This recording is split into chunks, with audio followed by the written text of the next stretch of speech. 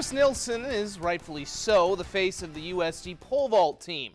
However, the overall strength in the program was on display last night as Helen Falda competed in the women's pole vault portion of the NCAA championships. The junior competing for the second time in her career at nationals, Falda made 14 feet 3 1/4 inches to finish 7th in the country, earning her 5th All-American accolade. Laura Bowman, by the way, also finished 19th in the hammer throw to cap off her career. Now 2 more Coyotes compete tonight to close out the week at the NCAA Track and Field Championships. Ben Hammer just underway in the discus, while Parker native Zach Anderson begins the high jump in about 30 minutes. We'll have highlights at 10.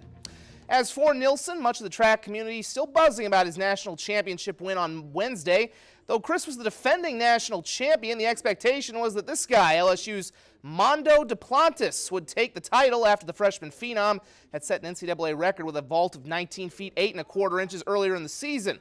Duplantis had already won the indoor title, with Chris finishing 2nd earlier in the year. It certainly made for some compelling theater and quite the rivalry, as Nilsson would go on to vault a meet record 19 feet 6 1/4 inches in what some are calling the greatest pole vault competition in NCAA history.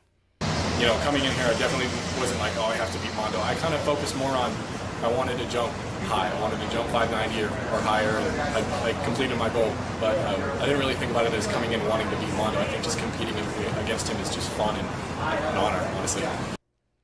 Well, one of the biggest Legion baseball tournaments of the year begins down south as 20 teams take part in the Lewis and Clark Classic, spread across 4 sites. The 3-day tournament will end at Riverside Park on Sunday, and today we had quite an ending between Brookings and Norfolk. Game was tied at 4 in the last of the 7th inning. I meant to get there for the 3 o'clock game. This is the 12:45 game. It was still going, and I only got one highlight, but it's a good one. Rhett Zielinski with an RBI walk-off single as Brookings takes it 5-4. They mob him.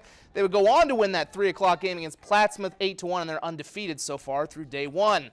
Over at Prentice Park in Vermilion, we had a slugfest between Sioux Falls West and Tabor. Tabor down 11-2 in the 3rd inning. When they go off, Riley Rothschadel belts a one-hop triple to the wall.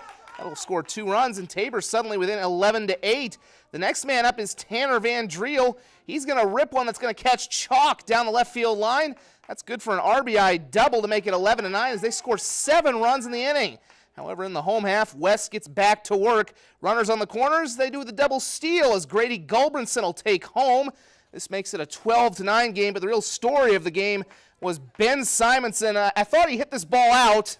Turned out it would hit the wall. Good for an RBI double. They'd scored 4 in the inning and go on to get the victory by a final of 16-9. They also had a no-hitter in their earlier win over Vermilion. They're undefeated as well. Again, that tournament runs through Sunday. We'll have Canaries and Twins highlights tonight at 10. Back in a moment.